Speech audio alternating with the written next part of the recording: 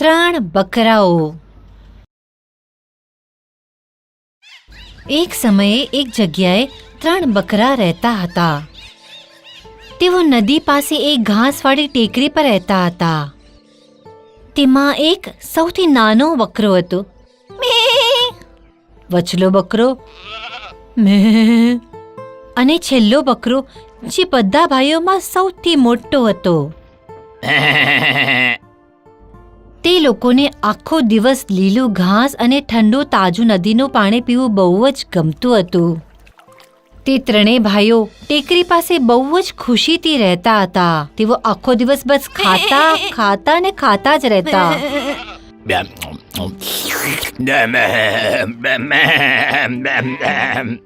અચાનક નાનો બકરો રડવા લાગ્યો કે તેઓએ ટેકરી પરનું બધું ઘાસ ખતમ કરી નાખ્યું છે. ઓહ નહીં, હવે આપણે શું ખાશું? નાનો બકરો રડવા લાગ્યો. ચિંતા નહીં કર નાના ભાઈ, વચલા બકરાએ કહ્યું. નદીની બીજી તરફ જો, ત્યાં ખૂબ જ સ્વાદિષ્ટ લીલા ઘાસનું આખું મેદાન છે. સાચી વાત છે. મોટા બકરાએ કહ્યું. આપણે ફક્ત એટલું જ કરવાનું છે કે પુલ પાર કરીને સ્વાદિષ્ટ લીલું ઘાસ ખાવાનો આનંદ લેવાનો. પણ પુલ પાર કરવું જોખમી હતું અને તે 3 બકરા બહુ જ ડરતા હતા, કારણ કે તેઓ જાણતા હતા કે ત્યાં એક મોટો કદાવર, ગંધાતો, લાલ આંખવાળો રાક્ષસ તે પુલની નીચે રહેતો હતો.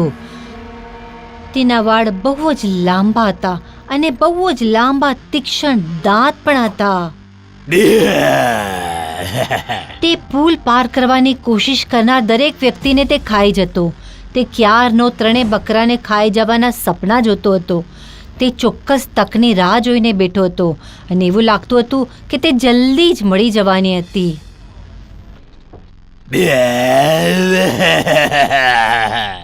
હવે તે 3 બકરા ખૂબ જ વધારે ભૂખ્યા થઈ ગયા હતા. સૌથી પહેલા પુલ કોણ પાર કરશે? મોટા બકરા ભાઈએ આ સવાલ કર્યો. નાનો બકરો રાહ ન જોઈ શક્યો અને તેણે આગળ આવીને તેના ભાઈને કહ્યું, હું પહેલા પુલ પસાર કરીશ. તેણે એક ઊંડો શ્વાસ લીધો અને ટેકરીની તરફ દોડવા લાગ્યો. Tip tap tip tap tip tap. તેના ચાલવાથી લાકડાના પુલ પર આવો અવાજ આવવા લાગ્યો. મારા પુલ પર અવાજ કોણ કરી રહ્યું છે? રાક્ષસે ગુસ્સામાં આવીને પુલ પર કૂદકો માર્યો.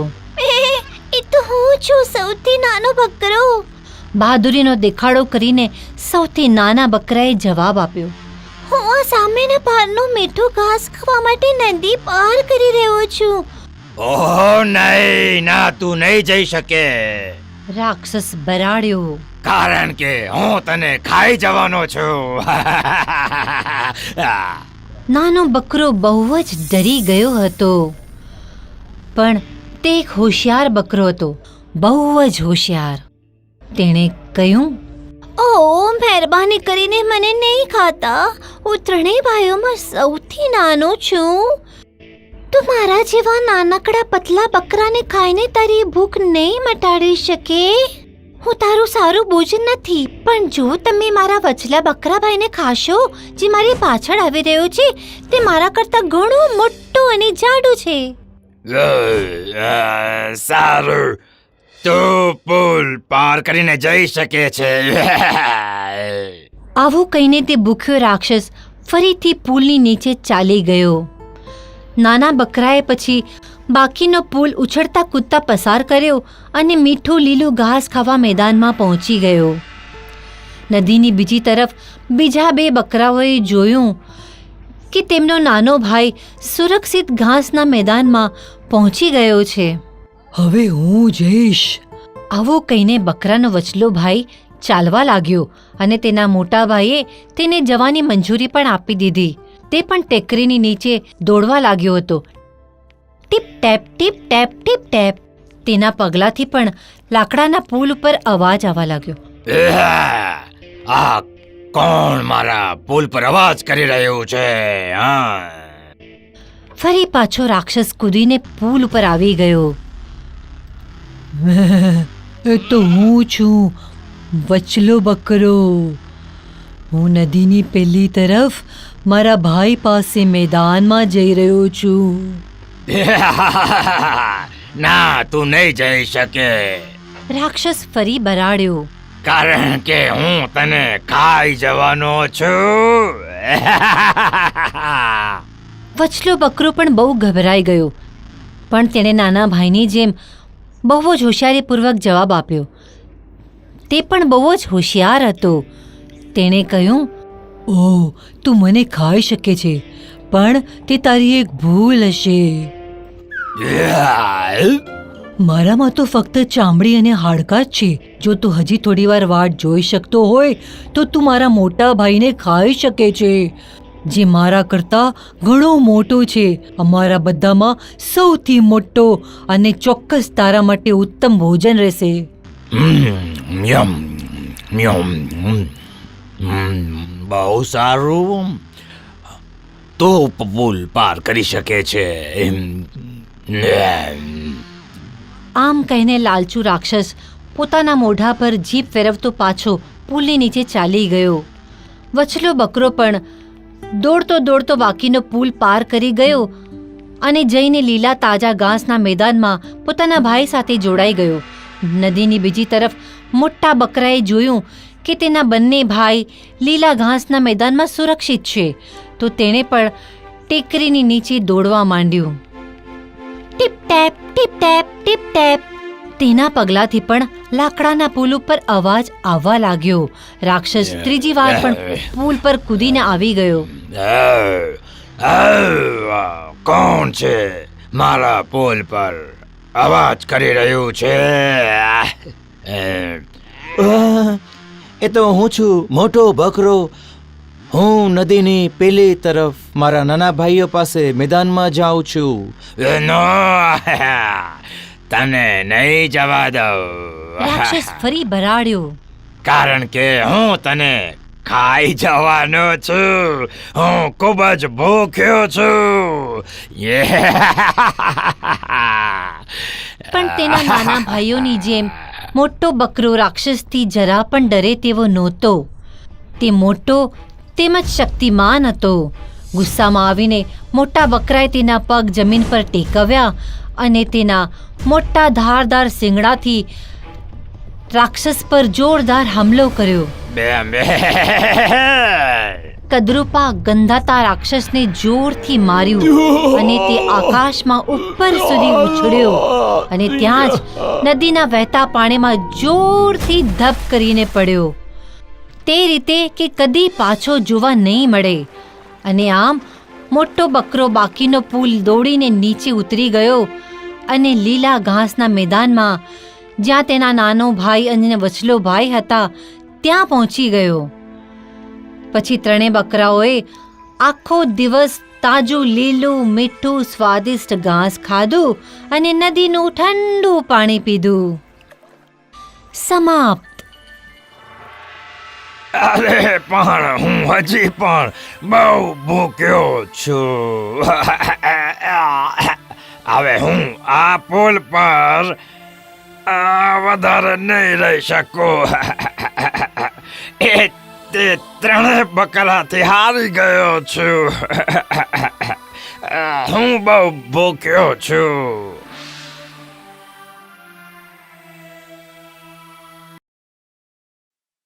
If you enjoyed this story, please like and subscribe our channel and press the bell icon to get future updates.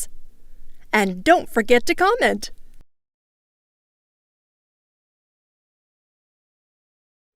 રોમ રાજ્યમાં એક ગુલામ રહેતો હતો જેનું નામ એન્ડ્રોકિલ્સ હતું. એનો માલિક બહુ જ કઠોર હતો. દિવસ રાત તે તેની પાસે બહુ જ કામ કરાવતો. લાકડા કાપવાનું, પાણી ભરવાનું, સાફ સફાઈ કરવાનું, દિવસભર બસ કામ જ કામ કરાવતો. થોડીક ભૂલ થવાથી પણ તે તેને બહુ જ મારતો હતો.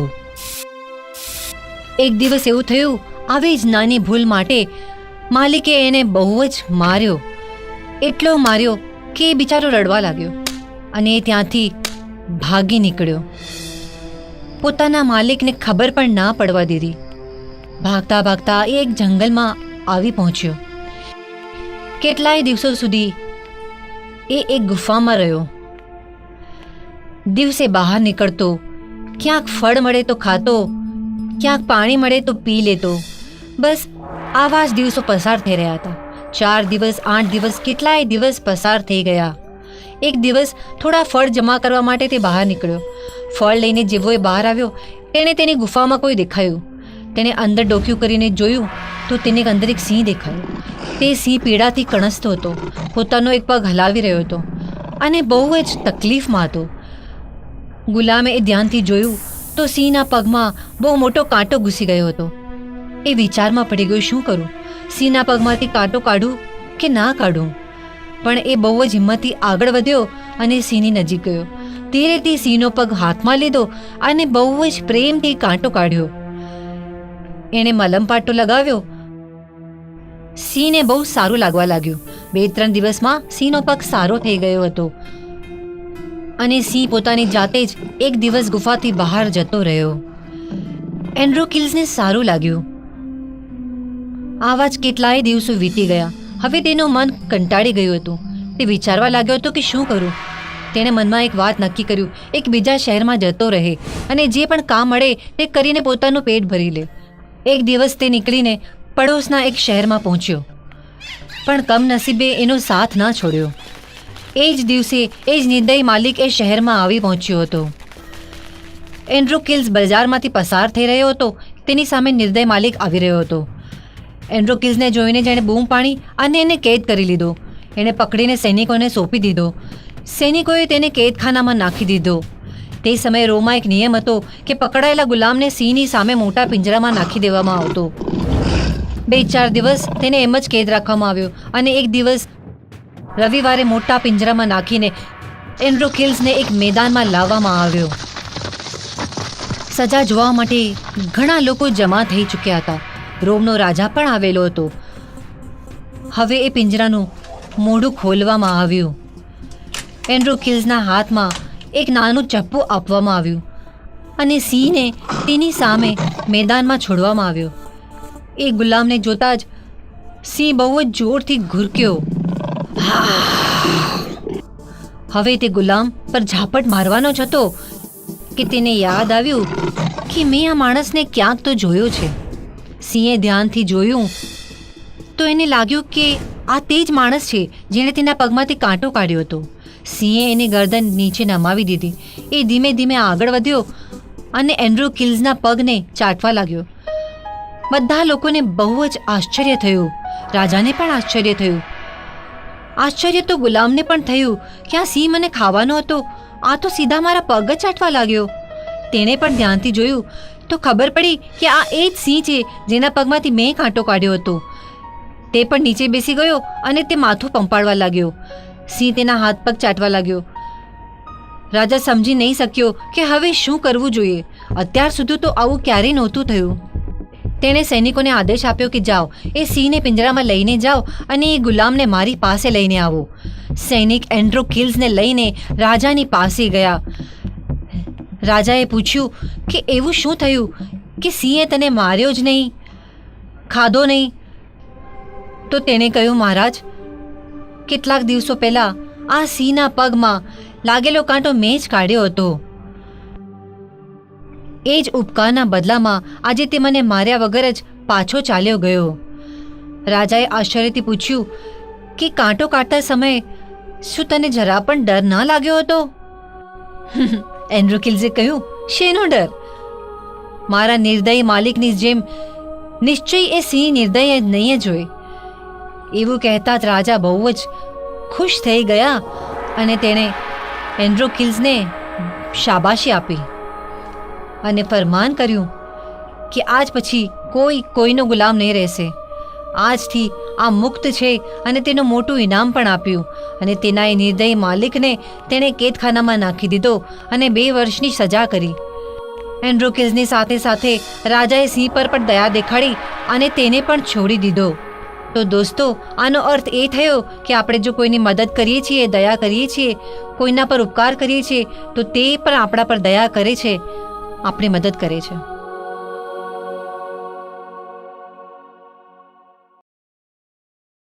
આ વાર્તા 3 બહાદુર સૈનિકોની છે. પોતાના રાજ્યની ઘણી ભયંકર લડાઈઓમાં તેમણે વિજય મેળવ્યો હતો, પરંતુ યુદ્ધનો અંત થયો ત્યારે રાજાએ તેમને એક કોડી પણ પૈસો આપ્યા વગર, કોઈ પણ અપરાધ ન હતો છતાંય તેમને રાજ્યની બહાર ધકેલી દીધા. બિચારા સૈનિક આશ્ચર્ય મેળવવા માટે ઘણું રખડ્યા અને જાણતા અજાણતા જ તેઓ એક જંગલમાં આવી પહોંચ્યા. દરેક દિશામાં એકદમ ઘોર અંધકાર હતો. ત્રણેય એકબીજાની મંજૂરીથી નક્કી કર્યું કે રાત્રે એક સૈનિક બીજાના રક્ષણ માટે પહેરો ભરશે અને પછી 2 સૈનિકો આરામથી સૂઈ ગયા. અને પહેલા સૈનિકે જેવી થોડી લાકડીઓ ભેગી કરી અને સળગાવી તે બસ બેસવાનો જ હતો અને આગના પ્રકાશમાં તેણે એક વામન જેવા કોઈ સર્કસમાં હોય છે તેવા માણસને નજીક આવીને ઊભેલો જોયો. તેણે લાલ જેકેટ પહેર્યું હતું અને માથું લાલ ચાદરથી ઢાંકેલું હતું. તેણે સૈનિકને પૂછ્યું, તું કોણ છે? હું એક ગરીબ સૈનિક છું. તમે અહીં આવીને બેસો. તમારી સાથે વાત કરીને મને બહુ જ આનંદ થશે. અને વાતમાં તેણે પોતાની દુઃખભરેલી વાર્તા કરી. તે વાર્તા સાંભળીને વામનને બહુ જ દુઃખ થયું. વામને કહ્યું, ચિંતા નહીં કર, હું તને એક ચીજ આપું છું. આ લે એક કોટ જે માથાથી માંડીને પૂરા પગને ઢાંકી દેતું હતું. તે એકદમ જ મેલા કોટને જોઈને સૈનિક મલકાયો, પણ તે વામને સૈનિકના કાનમાં કંઈ કહ્યું અને સૈનિક આશ્ચર્યથી તે કોટને જોતો રહ્યો. તેને વામનની વાત સાંભળીને બહુ જ અચરજ થયું હતું. જેવો તે પાછળ ફર્યો તે જોતો જ રહી ગયો. વામન ત્યાંથી અદૃશ્ય થઈ ગયો હતો અને ધીમે ધીમે સૂર્યએ પહાડોમાંથી ડોક્યું કર્યું અને સૈનિકે રાતની ઘટના અન્ય સૈનિકોને બતાડી અને કોટ દેખાડ્યો. અને બંનેએ કહ્યું, આ કેવો કોટ છે, એકદમ મેલો અને ગંદો. પણ પ્રથમ સૈનિકે ગર્વથી કહ્યું, આ કોઈ સામાન્ય કોટ નથી. આ કોટ પહેરીને મારી સમગ્ર જરૂરિયાતો પૂરી થઈ જશે. હું જે માંગીશ તે મને મળશે. આ સાંભળીને બંને સૈનિક પોતાનું આશ્ચર્ય છુપાવી ના શક્યા. હવે બીજા સૈનિકે પોતાની વાત કરી, જ્યારે હું પહેરો ભરી રહ્યો હતો ત્યારે મને પણ એક વામન મળ્યો હતો અને મને આ જાદુવાળો બટવો આપ્યો હતો, જે એક જાદુઈ બટવો હતો. તેમાં એટલી બધી સોનાની મોહરો હતી કે એ કેટલી પણ ખર્ચ કરે ત્યારે ક્યારેય ખતમ નહીં થાય. હવે ત્રીજા સૈનિકે પણ એકદમ આશ્ચર્યથી તેની વાર્તા સંભળાવી અને તેણે પણ વામને આપેલું રણશીંગું બતાડ્યું અને કહ્યું કે આ રણશીંગું બહુ જ અદ્ભુત છે. અને વગાડતા જ આસપાસના બધા માણસો આની ધૂન ઉપર નાચવા લાગે છે અને ગાવા લાગે છે, જાણે કોઈ દોરીવાળી કઠપૂતળી કેમ ન હોય. તે ત્રણેય અદ્ભુત ભેટ ભેળવીને ત્રણેય મિત્રો બહુ જ ખુશ હતા. હવે પ્રથમ સૈનિકે વિચાર્યું, ચાલો કોટની પરીક્ષા લઈએ. અને તેણે તે કોટ પહેરીને પોતાની ઈચ્છા જણાવી, હે કોટ, અમારી પાસે રહેવા માટે ઘર નથી, અમને એક મોટો મહેલ બનાવી દે. અને ત્યારે જ વીજળી ચમકી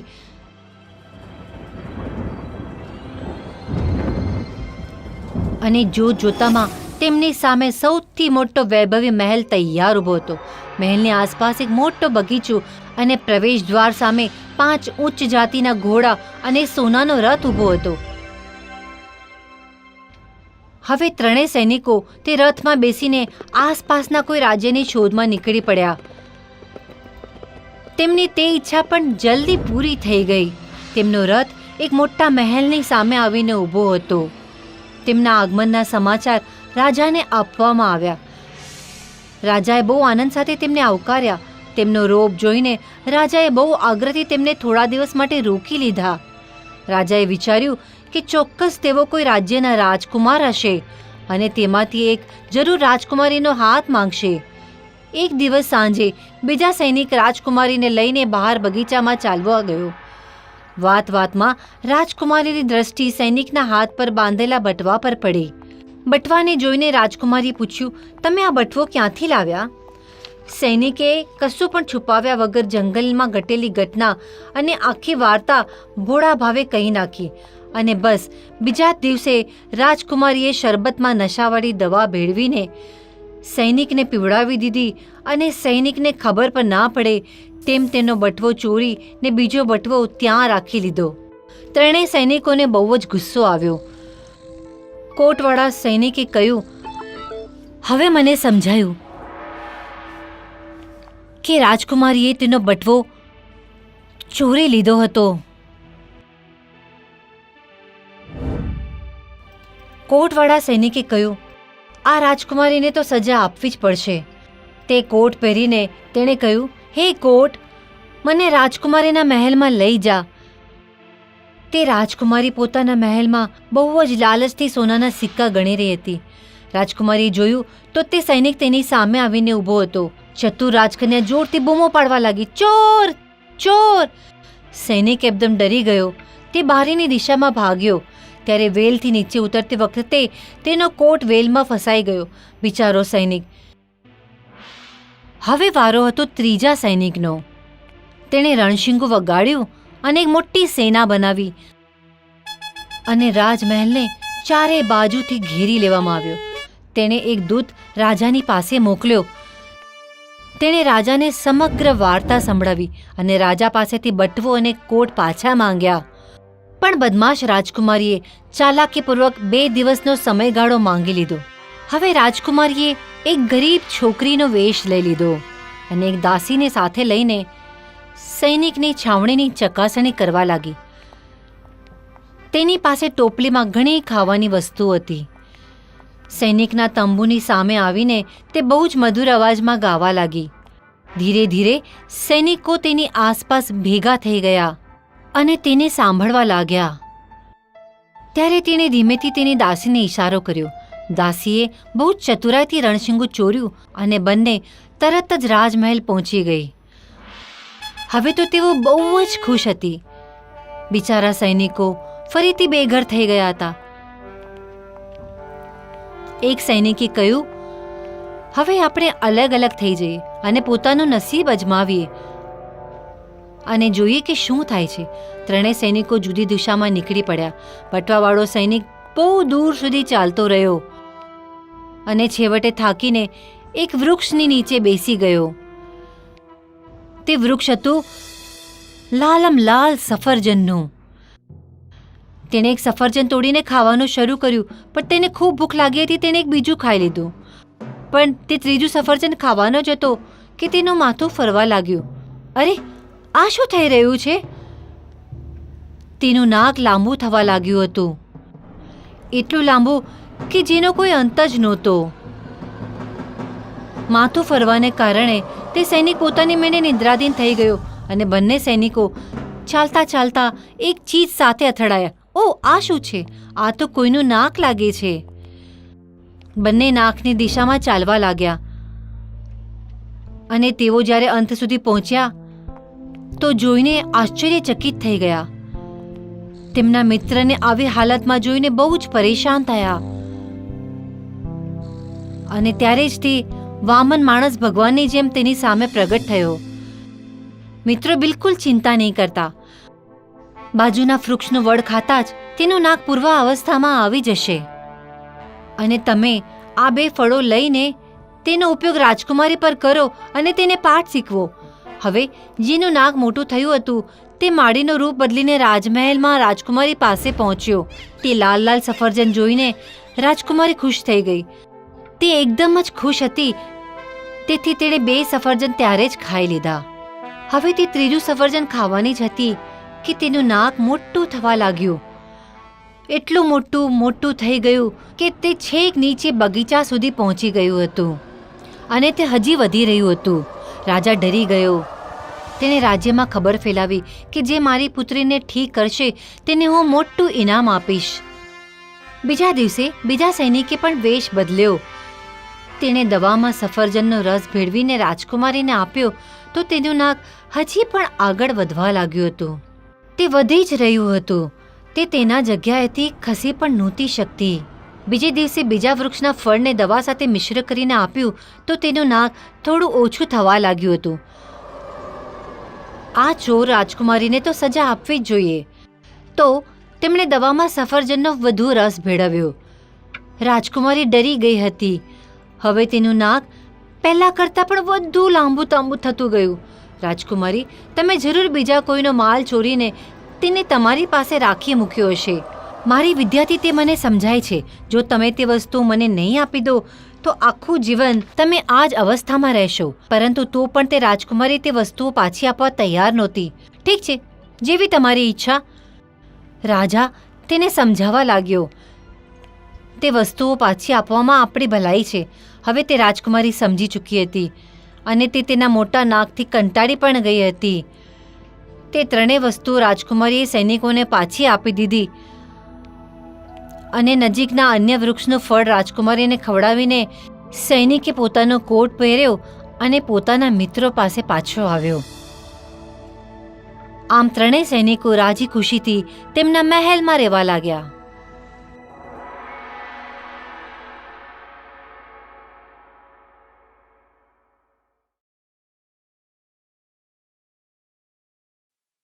If you enjoyed this story, please like and subscribe our channel and press the bell icon to get future updates.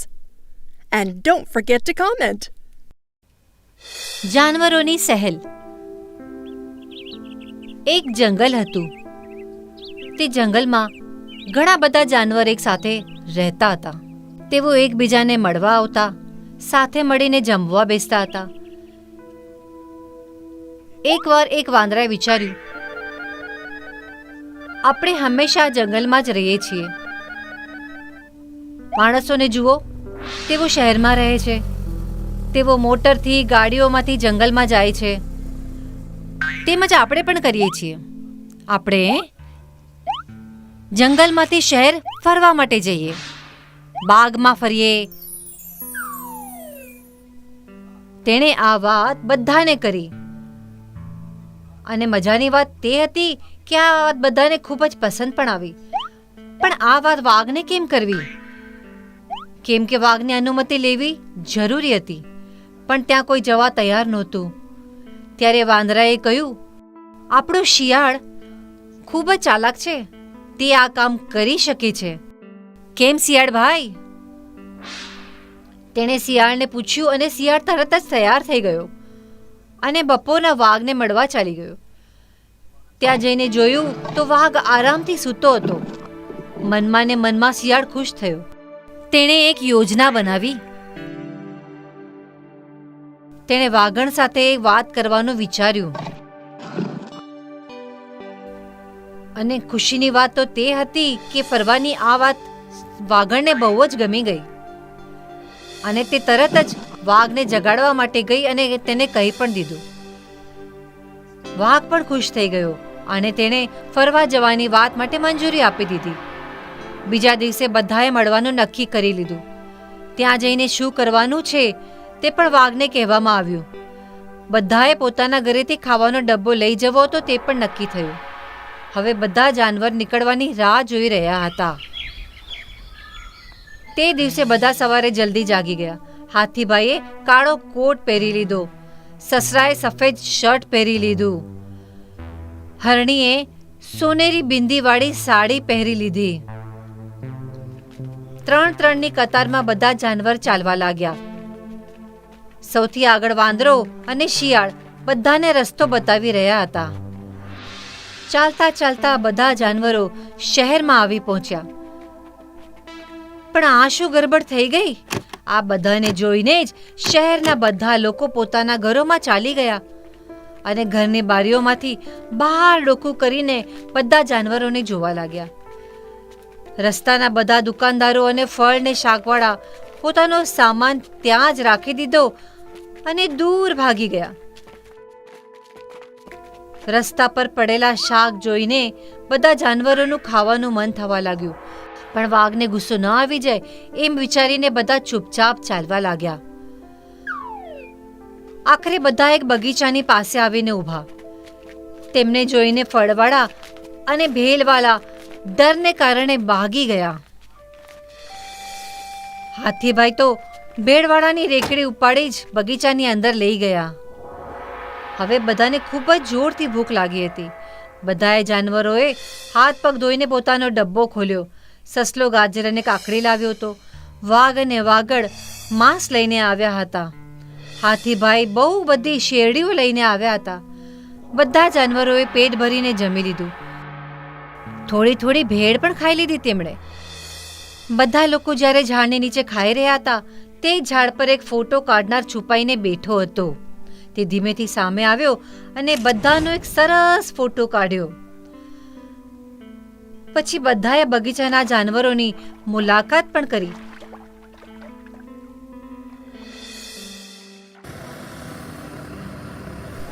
પછી બધાને ત્યાં ફૂલરાણી નામની એક ટ્રેન દેખાણી, તો બધા જાનવર તેમાં બેસી ગયા. ટ્રેનના ડબ્બામાં પણ બધાને જોઈને ટ્રેન ચલાવનાર ભાગી ગયો.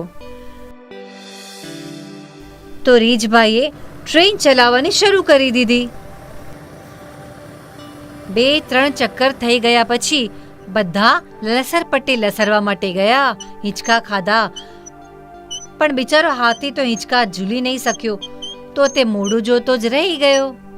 બધું મળીને બધાની શહેરની સહેલ બહુ સરસ રહી. આખરે બધા જંગલની તરફ ચાલવા લાગ્યા અને દર વર્ષે આમ જ ફરવા જવા માટેનું નક્કી કરી લીધું.